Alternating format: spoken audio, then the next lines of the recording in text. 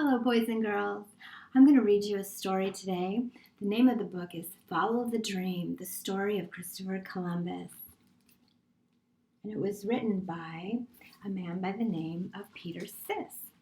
So Mr. Sis came over to America from Czechoslovakia or Prague in Europe. And he was intrigued by coming to a new land and imagined what it was like to be Christopher Columbus coming long, long ago in 1492, where he sailed the ocean blue. It's a little poem for you. So I'm going to read this book to you. You guys are reading about Christopher Columbus in your history books, your social studies books. And so I wanted to read this book with you that goes along with your history. So I'm going to try to line up with the book. Well, over 500 years ago in the city of Genoa in Italy, okay, and they're showing us Genoa, Italy, on the continent of Italy, or the country of Italy. That's where Christopher Columbus was born. And there's a little picture of him as a baby, maybe. Just kind of look at some of the pictures that Mr. Sis drew, and illustrated in this story. It's amazing the fine pen. He used ink and old paper and so much detail. I just want you guys to really just pay attention to just the way he imitated 15th century art. It was expected that Christopher would grow up to be a weaver like his father. His father was a weaver. A weaver is someone who makes fabric or material that you would make blankets or tapestries or your clothes or sweaters or towels. All kinds of things are made. Weavers are super important.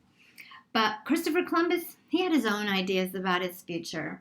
I don't think he was crazy about being a weaver. He dreamed of the faraway places and people he read about in the travels of Marco Polo.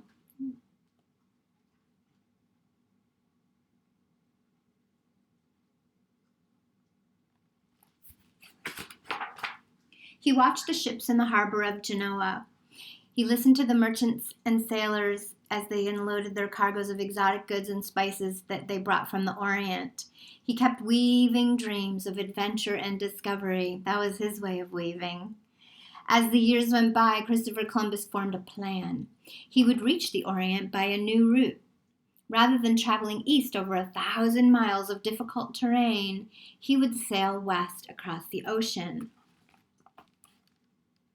He wanted to find an easier route to get to the Orient so that they could trade goods with them.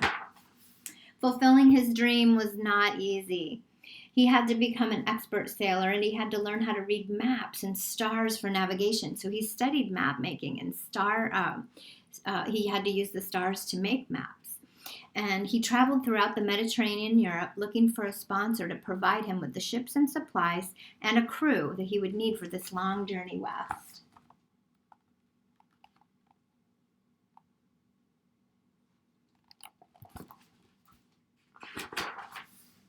And here is a little timeline. So you guys, we're going to be talking about timelines in social studies this week.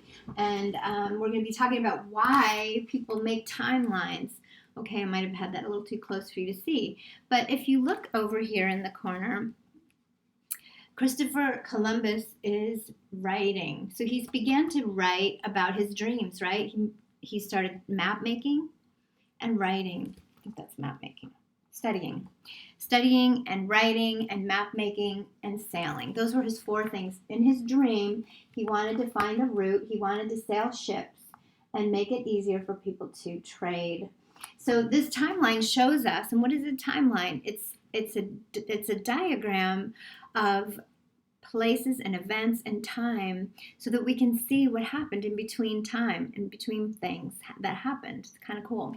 So he started off here, there's a date, 1475, and it tells he was in Chios. And there's a little picture of what, like he's in a boat maybe on the ship in the water. Then in 1478, he's in Madeira, and there's a picture of him in a building. 1482 to 84, 1479, he got married. Okay, and so it goes around his lifetime. And then he was shipwrecked in Portugal. He must have gone on a ship in the 1875. So it goes around from the 1400s, 1476, 1477, and it goes in order. It doesn't skip around. It's sort of like, you know, how God gave us numbers 1, 2, 3, 4. Well, the dates are in order so that we can see how many years elapsed between things that happened. So that's a timeline. And they used this map to draw a timeline of Christopher Columbus. And it goes all the way around until he shipped off to find the new land, which we know now today was America and not the Orient. So that's a pretty nice timeline, very detailed. All the lines that you see are his journeys, his exploration, places that he went. Everyone thought Columbus's plan was too risky. It was too expensive or it was impossible. But Christopher Columbus, he always expected that someday he would be granted ships. He approached the King and Queen of Spain. King Ferdinand and Queen Isabella listened quietly to Christopher Columbus. Though his ideas about the world were so different from those of their advisors, they told him no, flat no. Columbus had a second audience with them. There he is. But it wasn't any better. His proposal to find a new trade route to the Orient by sailing west was rejected once more. Rejected means they said no again. So 6 years later, Christopher Columbus was still the only one to believe that land lay to the west across the ocean and that their riches would be found there. And so everyone else thought they had to keep going east to get to the Orient, but he was like, I believe. He's been studying maps and stars, and he had a dream and an idea. Now, Queen Isabella was intrigued. Intrigued means she was interested in this idea. She offered the king her jewels as a token of her faith in Columbus's plan. Persuaded by his wife's conviction, the king decided to take a chance. He would provide Christopher Columbus with 3 ships and a crew of 90 men. There they go. They're going to get ready to go. He finally said yes. The ships were stocked with food and water and goods for trading. And there's a drawing of the ship, the Nina, the Pinta, and the Santa Maria. And it shows, if you look closely at this diagram, this illustration of the ship, you can see how they plan to store all of the things they would need for their trip underneath the ship's hull. And it's pretty neat. A lot of items, a lot of things could be stored down there, couldn't they? And then that's the ship after it was built. 6 months later, on August 3rd, 1492, the Nina, the Pinta, and the Santa Maria set sail from Palos, Spain. They left from Spain. The 3 ships, they headed west, taking advantage of the trade winds, which Columbus hoped would carry them far. So the sea was calm, and it seemed like their journey was going to be a cinch. It was going to be easy. But from the beginning, the crew, which are all the people that are helping him on the boat, they were uneasy. The endless expanse of sea with the unfamiliar birds and fish and all the different seaweed was scary. It frightened them. And so they wanted to turn back. Columbus was determined to keep sailing west. He had to convince the crew. In his cabin on the Santa Maria, Columbus kept the record of the voyage in the ship's log. But he actually kept 2 logs, okay? He had to do this. And one, he shortened the distances to make it look like they weren't traveling as far. Sort of deceitful, but he did it so that he could reassure the crew. The crew was getting freaked out because it was so far. Day after day, through all kinds of weather, the 3 ships continued on their westward course. So this is a kind of an idea of how his ship's log might be. It would have the day. That would have the day and the date, the weather, and then he would write in the log something about he would sailed all day and all night. Be calmed until 3 a.m., northeast wind. So he's writing about the weather, he's writing the date, and he's drawing probably a little illustration of what the sea or what the journey looked like at that time.